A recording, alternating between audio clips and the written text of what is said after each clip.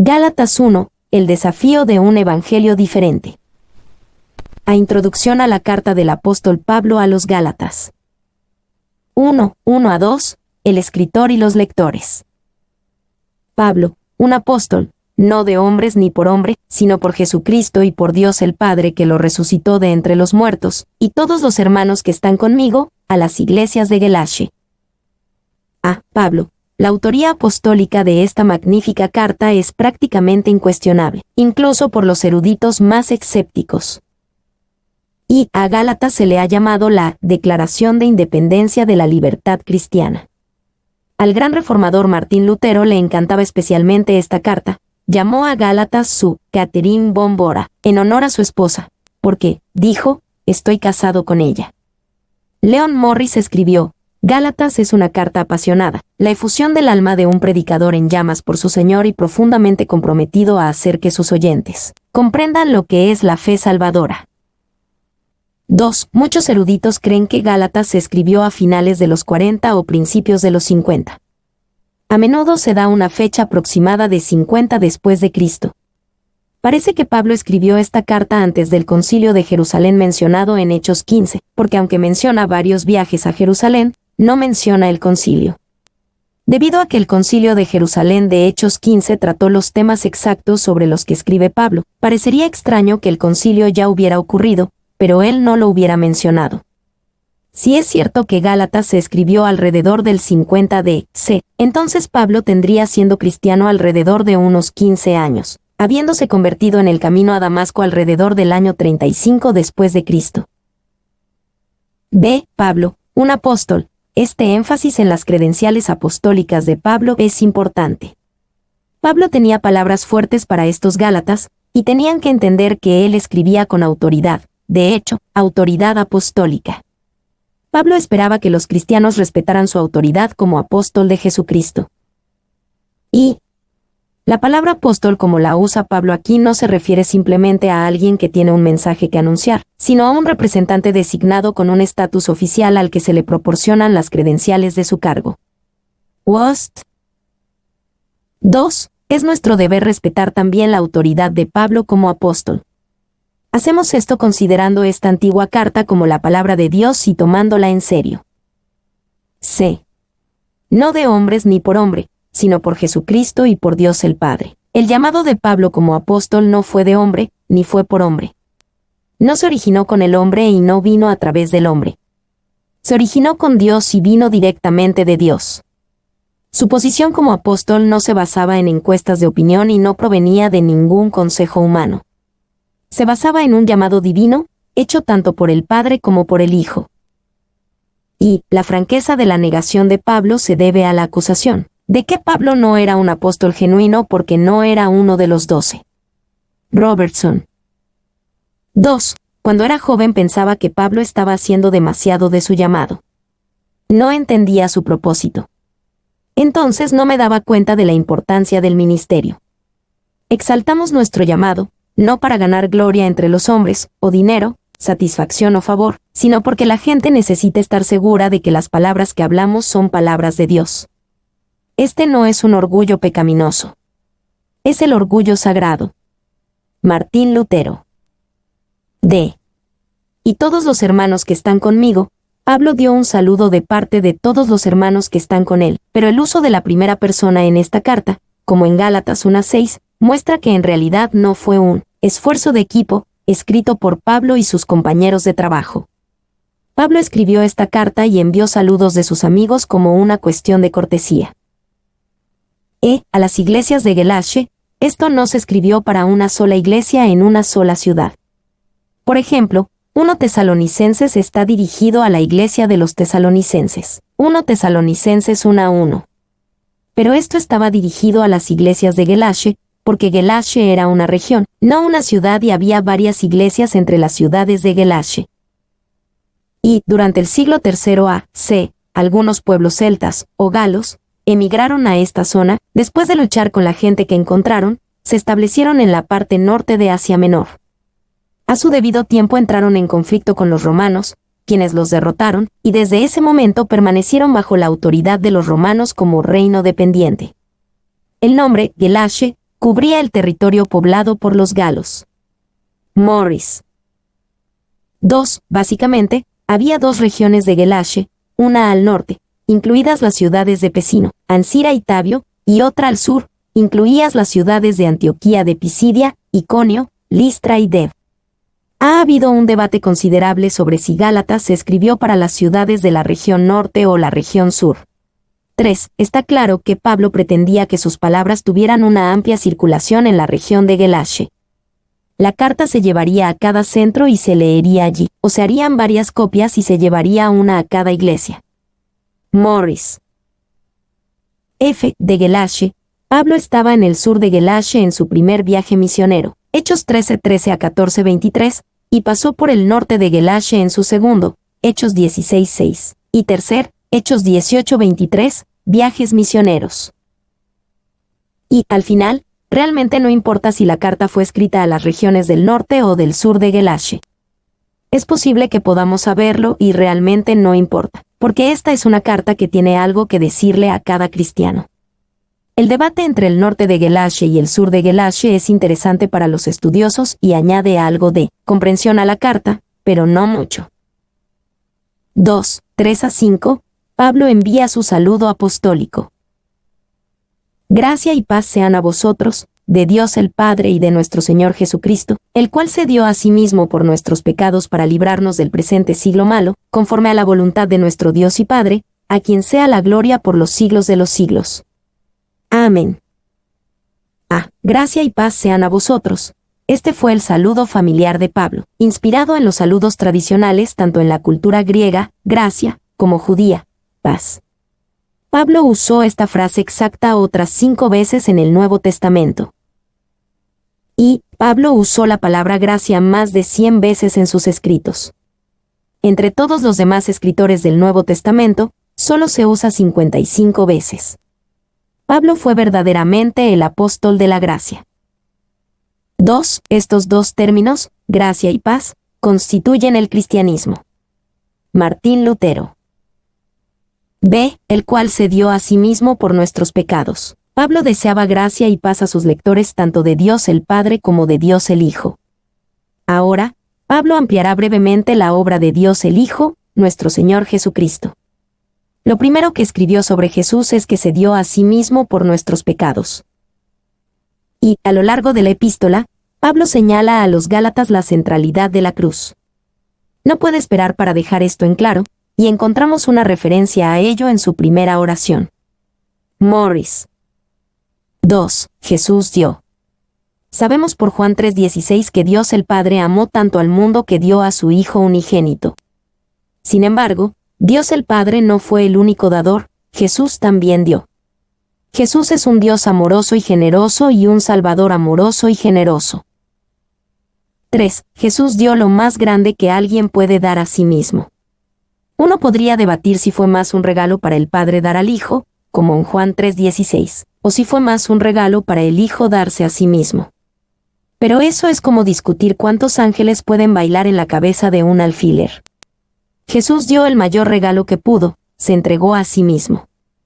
Hay un sentido en el que ni siquiera comenzamos a dar hasta que nos damos a nosotros mismos. 4. Jesús se entregó por nuestros pecados. Es por esto que Jesús tuvo que entregarse. Nuestros pecados nos ponen en un camino de ruina y destrucción. Si Dios no hiciera algo para salvarnos, nuestros pecados nos destruirían. Así que por amor, Jesús se dio a sí mismo por nuestros pecados. El amor siempre estuvo ahí, pero nunca hubiera existido la necesidad de que Jesús se entregara si nuestros pecados no nos hubieran colocado en un lugar terrible. Estas palabras, quien se entregó a sí mismo por nuestros pecados, son muy importantes. Quería decirles a los Gálatas directamente que la expiación por los pecados y la justicia perfecta no deben buscarse en ningún otro lugar que no sea en Cristo. Tan gloriosa es esta redención que debería deslumbrarnos con asombro. Calvino. C. Para librarnos del presente siglo malo, esto explica por qué Jesús se dio a sí mismo por nuestros pecados. De muchas maneras, los Gálatas lucharon, y a veces, perdieron contra el presente siglo malo. Necesitaban saber que Jesús había venido a salvarlos del presente siglo malo. Y la idea detrás de la palabra librar no es la liberación de la presencia de algo, sino la liberación del poder de algo. No seremos librados de la presencia del presente siglo malo hasta que vayamos a estar con Jesús. Pero podemos experimentar la liberación del poder del presente siglo malo ahora. D. Conforme a la voluntad de nuestro Dios y Padre, a quien sea la gloria por los siglos de los siglos. El propósito de esta obra salvadora no es principalmente beneficiar al hombre, aunque eso es parte del propósito. En cambio, el propósito principal es glorificar a Dios el Padre. Y la falsa doctrina fue un problema real entre las iglesias de Galacia, y sus falsas doctrinas le robaban a Dios algo de la gloria que se le debía. Al enfatizar la gloria de Dios correctamente reconocida y su plan, Pablo esperaba ponerlos en el camino correcto. D. El peligro de un evangelio diferente. 1:6. El asombro de Pablo. Estoy maravillado de que tan pronto os hayáis alejado del que os llamó por la gracia de Cristo, para seguir un evangelio diferente. Estoy maravillado de que tan pronto os hayáis alejado. Pablo parecía asombrado no tanto de que se estuvieran alejando, esto podría alarmarlo, pero no asombrarlo, sino de que se estuvieran alejando tan pronto. Y aquí faltan las expresiones de agradecimiento o alabanza que Pablo solía escribir al principio de sus cartas. Romanos 1, 8-15, 1 Corintios 1, 4-9, Filipenses 1, 3-11, Colosenses 1, 3-8 y 1 Tesalonicenses 1, 2-10 son ejemplos de Pablo dando gracias y alabando a las iglesias en sus palabras de apertura. Pero no hizo esto con los Gálatas y la franqueza de su enfoque indica la gravedad de su problema. 2. Este es el único caso en el que San Pablo omite expresar su acción de gracias al dirigirse a cualquier iglesia. Lightfoot. B. Al que os llamó por la gracia de Cristo, para seguir un evangelio diferente. Ellos se están alejando de una persona, al que os llamó, mientras se volvían a una idea falsa, para seguir un evangelio diferente. Alejarse del verdadero evangelio es siempre alejarse de la persona de Jesucristo. Y al que os llamó por la gracia de Cristo también relacionaba su alejamiento con un alejamiento del principio de la gracia. Sin embargo, los Gálatas se estaban volviendo lejos de la gracia de Dios, no hacia ella. 2:7. 3 hechos acerca de este evangelio diferente presentados a los Gálatas. No que haya otro, sino que hay algunos que os perturban y quieren pervertir el evangelio de Cristo. No que Gálatas 1:7 dice 3 cosas sobre este evangelio diferente. Primero, era un evangelio ilegítimo, no que haya otro. En segundo lugar, no era bueno en absoluto, sino un problema, que os perturban. En tercer lugar, era una distorsión del verdadero evangelio, pervertir el evangelio de Cristo. B. No que haya otro. Pablo reconocía que este evangelio diferente no era realmente otro evangelio en absoluto. Los que promovían este evangelio diferente quizás decían, sabemos que nuestro mensaje es diferente al mensaje de Pablo. Él tiene su verdad y nosotros la nuestra. Él tiene su evangelio y nosotros el nuestro. Pablo rechazaba la idea de que su mensaje fuera un evangelio alternativo legítimo de alguna manera. Y la palabra evangelio significa literalmente buenas noticias. Pablo quiso decir, no hay buenas noticias en este mensaje. Son solo malas noticias, por lo que en realidad no es una buena noticia diferente. Son malas noticias. Este no es otro evangelio en absoluto. 2. La versión King James traduce este pasaje así, a otro evangelio, que no es otro. En realidad, la traducción de la nueva versión King James es mucho mejor en este lugar, porque hace una distinción entre diferente y otro, reflejando con precisión la diferencia entre dos palabras griegas antiguas distintas utilizadas. Diferente tiene la idea de otro de diferente tipo, y otro tiene la idea de otro del mismo tipo. Es como si Pablo escribiera, te trajeron un evangelio completamente diferente. Afirman que es solo un evangelio alternativo del mismo tipo, pero no lo es en absoluto. Todo en su conjunto es diferente. C. Hay algunos que os perturban. Aquellos que llevaron este otro evangelio a los Gálatas les trajeron problemas. No anunciaban su mensaje como un problema, pero eso es lo que era. Y algunos que os perturban quiere decir que alguien les trajo este falso evangelio a los Gálatas. Los evangelios falsos no ocurren por casualidad. Las personas los traen y las personas que los traen pueden ser sinceras y tener mucho carisma. 2. Note el ingenio del diablo. Los herejes no anuncian sus errores.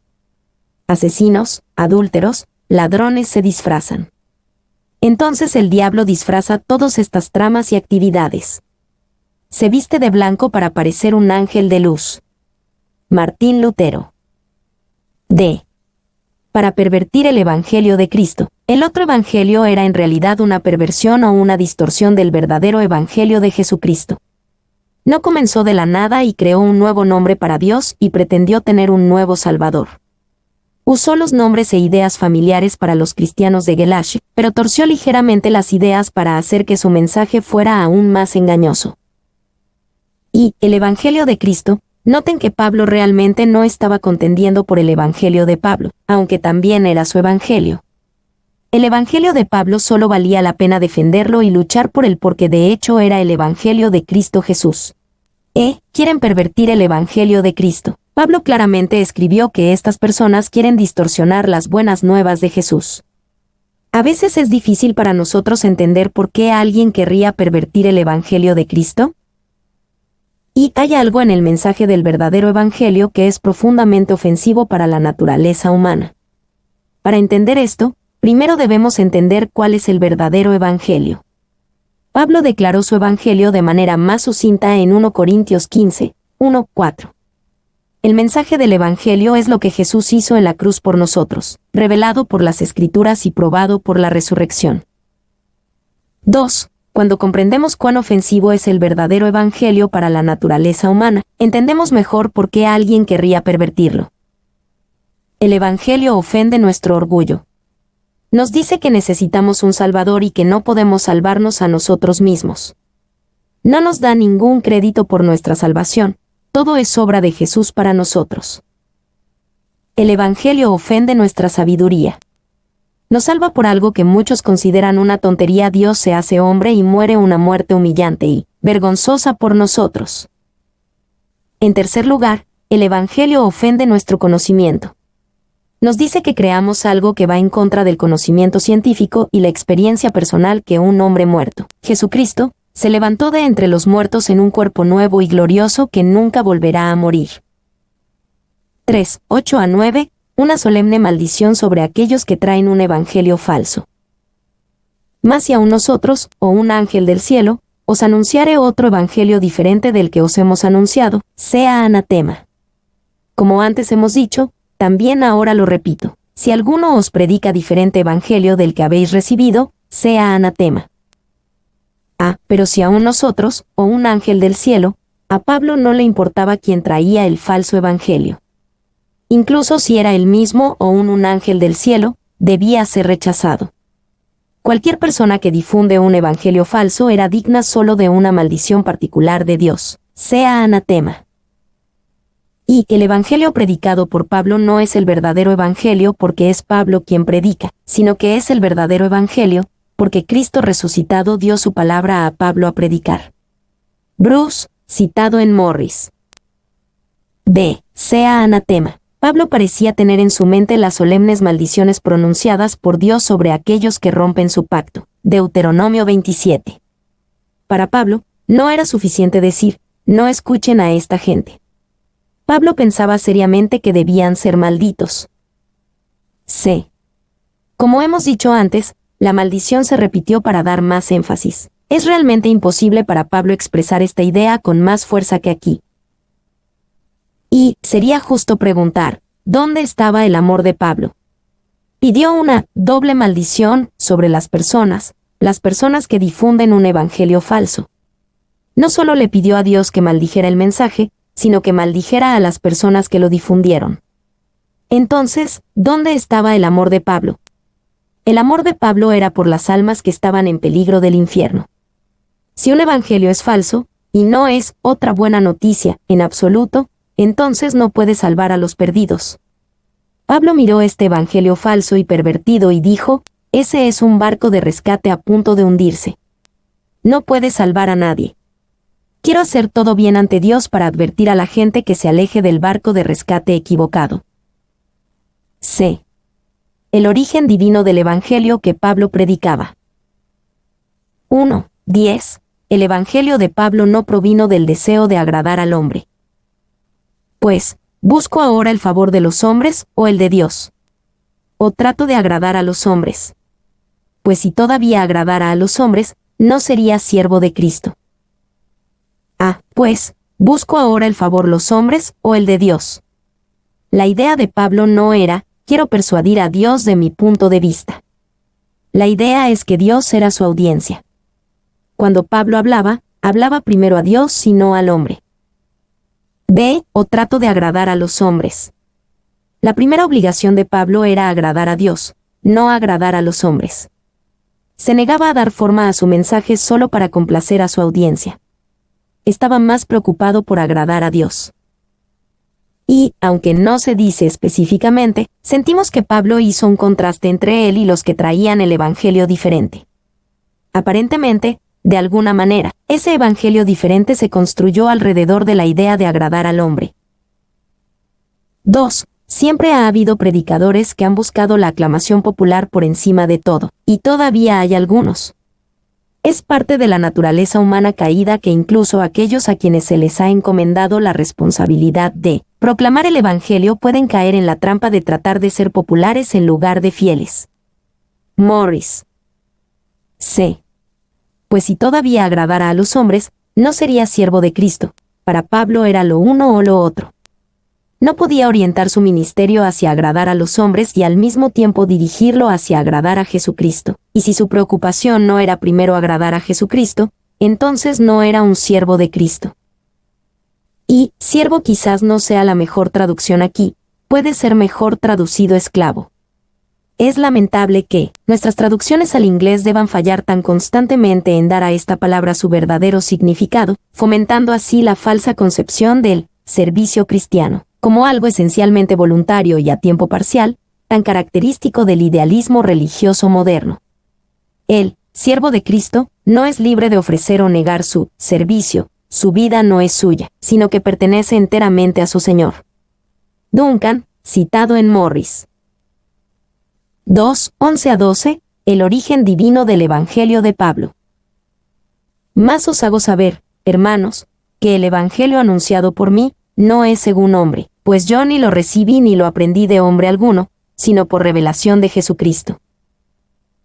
El Evangelio que ha sido anunciado por mí, Pablo hace un juego de palabras cuando se refiere al Evangelio que les he evangelizado. Morris. B. No es según hombre, en contraste con el Evangelio diferente traído por otros. El mensaje de Pablo fue una revelación de Dios.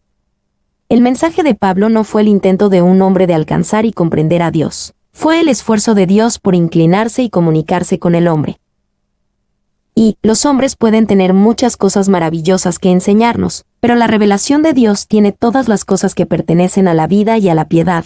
2 Pedro 1:3. Ahora más que nunca, el mundo no necesita los buenos consejos y la sabiduría del hombre, necesita una revelación de Dios. C. Yo ni lo recibí ni lo aprendí de hombre alguno, sino por revelación de Jesucristo. La propia relación de Pablo con este Evangelio fue única. Casi todo el mundo escucha el Evangelio de otra persona. Esta es la forma más común de Dios de comunicar el Evangelio. Romanos 10, 14-15. Pero Pablo no era normal en este aspecto. Recibió el Evangelio en una revelación directa y dramática cuando se encontró con Jesús en el camino a Damasco. Y Hechos 9:1-9 describe este notable incidente. El Señor Jesús le habló a Pablo directamente en el camino a Damasco, y luego Pablo pasó 3 días sin ver, antes de que un cristiano llamado Ananías se le acercara. Probablemente fue durante este tiempo, ya sea en el camino o durante los 3 días cuando Jesús le llevó su Evangelio a Pablo. Pablo ciertamente tuvo el Evangelio de inmediato, porque fue salvo y comenzó a predicar inmediatamente el mensaje que Jesús le dio. Hechos 9:20-22. 2. Pablo no recibió instrucción de Ananías. Pablo ya había sido llamado, iluminado y enseñado por Cristo en el camino. Su contacto con Ananías fue simplemente un testimonio del hecho de que Pablo había sido llamado por Cristo para predicar el Evangelio. Lutero. 3. 13 a 24. Pablo prueba que su mensaje no vino del hombre. Porque ya habéis oído acerca de mi conducta en otro tiempo en el judaísmo, que perseguía sobremanera a la iglesia de Dios, y la asolaba. Y en el judaísmo aventajaba a muchos de mis contemporáneos en mi nación, siendo mucho más celoso de las tradiciones de mis padres. Pero cuando agradó a Dios, que me apartó desde el vientre de mi madre, y me llamó por su gracia, revelar a su Hijo en mí, para que yo le predicase entre los gentiles, no consulté enseguida con carne y sangre, ni subí a Jerusalén a los que eran apóstoles antes que yo, sino que fui a Arabia, y volví de nuevo a Damasco. Después, pasados 3 años, subí a Jerusalén para ver a Pedro, y permanecí con él 15 días, pero no vi a ningún otro de los apóstoles, sino a Jacobo el hermano del Señor. En esto que os escribo, he aquí delante de Dios que no miento. Después fui a las regiones de Siria y de Cilicia, y no era conocido de vista a las iglesias de Judea, que eran en Cristo, solamente oían decir, aquel que en otro tiempo nos perseguía, ahora predica la fe que en otro tiempo asolaba. Y glorificaban a Dios en mí. Porque ya habéis oído, parecía que todos habían oído como Pablo vino al Señor. La historia de Pablo era familiar para los cristianos en general y especialmente para aquellos a quienes él había ministrado personalmente. Podemos confiar en que si Pablo estuviera en un grupo por un tiempo y les predicara el Evangelio, no pasaría mucho tiempo antes de que compartiera su testimonio personal. Y el valor de un testimonio personal no se limita a aquellos que tienen una historia de conversión dramática como la que tuvo Pablo. Podemos ver la gloria de la obra de Dios de la misma manera en aquellos que piensan que tienen un testimonio aburrido. Ve mi conducta en el judaísmo, como yo perseguía de sobremanera a la iglesia de Dios y la asolaba. Las credenciales de Pablo como un judío celoso que perseguía a los cristianos están fuera de toda duda. Hechos 8, 1, 3 y 9, 1, 2 describen la enérgica persecución de los cristianos por parte de Pablo. Y esto muestra que Pablo no estaba buscando otra verdad cuando se enfrentó por primera vez con el Evangelio de Jesús. Desafortunadamente, muchos de los que buscan una nueva revelación la encontrarán y encontrarán un engaño que los alejará de Jesucristo, como un joven José Smith, el fundador de la Iglesia mormona. C. Pero cuando agradó a Dios, Pablo no vino a Jesús porque algún hombre decidió que debía hacerlo. No fue cuando le agradó a algún hombre, sino cuando agradó a Dios. Además, Dios no eligió a Pablo porque había algo en el que le agradaba. Dios llamó a Pablo por su gracia, el favor inmerecido de Dios. Y sabemos que esta llamada no se debió a nada de lo que Pablo había hecho, sino que dijo que lo llamaron desde el vientre de mi madre. Por lo tanto, Dios llamó a Pablo antes de que Pablo hiciera cualquier cosa para merecerlo. 2. Antes de que Pablo fuera cristiano, el énfasis estaba en lo que había hecho. He perseguido, avancé. Yo era mucho más celoso. Una vez que Pablo siguió a Jesucristo, el énfasis estuvo en lo que Dios había hecho. Dios, que me apartó, me llamó, reveló a su Hijo en mí. 3. Quería mostrar que su llamamiento dependía de la elección secreta de Dios, y que fue ordenado apóstol, no porque se hubiera preparado para asumir tal oficio por su propia industria o porque Dios había discernido que era digno de ser elegido, sino porque, antes de nacer, había sido apartado por el propósito secreto de Dios. Calvin. De apartado, esta era una palabra importante. La palabra griega antigua aporizo está relacionada con la palabra usada como título para la élite religiosa. En los días de Pablo, los apartados, conocidos como los fariseos. Antes de que Pablo viniera a Jesús, él era un fariseo importante, Filipenses 3:5, pero en realidad no estaba apartado para Dios. Ahora, a través de la obra de Jesús, estaba realmente apartado para Dios. Y la palabra es similar a la de fariseo, y los fariseos no tenían ninguna duda al respecto. Sostenían firmemente que estaban apartados para Dios. Morris. Para revelar a su Hijo en mí, en Gálatas 1:12, Pablo escribió sobre cómo Jesús le fue revelado, la revelación de Jesucristo. Pero aquí hay algo diferente y quizás más glorioso: Jesús se reveló en Pablo. Dios quiere hacer más que revelarnos a Jesús, quiere revelar a Jesús en nosotros. Y Lo que comienza siendo una revelación de Cristo a Pablo se convierte en una revelación de Cristo en Pablo cuando el Espíritu produce sus frutos en un terreno poco acostumbrado. Col, citado en Morris. F. Que yo le predicase entre los gentiles. Esto muestra que Dios tiene sentido del humor. Antes de nacer, seleccionó a un hombre para el trabajo de predicar el Evangelio a los gentiles. Ese hombre creció odiando a los gentiles, probablemente creyendo como algunos, no todos, judíos en su tiempo, que la única razón por la que Dios hizo a los gentiles fue para que alimentaran el fuego del infierno. G. No consulté enseguida con carne y sangre. Además, después de su conversión, Pablo no consultó enseguida con carne y sangre, ni siquiera con los eminentes apóstoles en Jerusalén, para descubrir el contenido del Evangelio. No lo necesitaba, porque el Evangelio le fue revelado directamente por Jesús. Y no debemos pensar que Pablo quiso decir aquí que estaba mal escuchar el Evangelio a través de otros, o que aquellos que lo escuchan de alguien que no es un apóstol de alguna manera tienen una salvación inferior. El punto es simplemente que el Evangelio que Pablo predicaba no era un Evangelio de hombre, y esto se resolvió para siempre porque él no lo recibió de ningún hombre. Sino que fui a Arabia, Pablo no viajó a lo que llamaríamos Arabia Saudita. El área conocida en ese tiempo como Arabia se extendía hasta la ciudad de Damasco. Pablo probablemente vivía en algún lugar tranquilo y desierto en las afueras de Damasco. Y, después, pasados 3 años, Pablo demostró aquí que no aprendió el Evangelio de los apóstoles, porque había sido cristiano durante 3 años antes de conocer a los apóstoles Pedro y Jacobo. Y era inusual para él esperar tanto. Un nuevo converso, especialmente uno que había sido el principal en perseguir a los creyentes, seguramente se pondría en contacto con los líderes del movimiento que ahora estaba adoptando, aunque solo fuera para asegurarse de que ahora tenía una comprensión correcta de lo que estaba enseñando él, movimiento cristiano. Pero Pablo no hizo esto.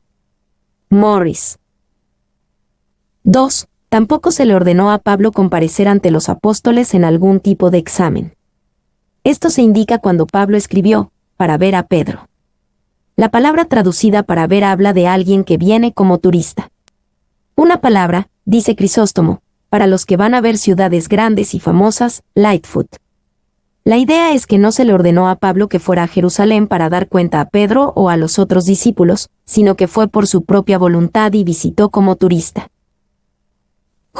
Solamente oían decir, aquel que en otro tiempo nos perseguía, ahora predica la fe que en otro tiempo asolaba. Si Pablo no aprendió el contenido esencial del Evangelio de ningún hombre, entonces también era cierto que los primeros cristianos tardaron en aprender quién era Pablo en Jesús. Todo lo que realmente sabían era que se había convertido dramáticamente por lo que glorificaban a Dios. Después de su conversión, Pablo fue un cristiano anónimo durante muchos años. Y el estatus de Pablo como desconocido es ciertamente diferente de nuestro propio hábito de inflar a cualquier converso prominente tan pronto como llega a Jesús.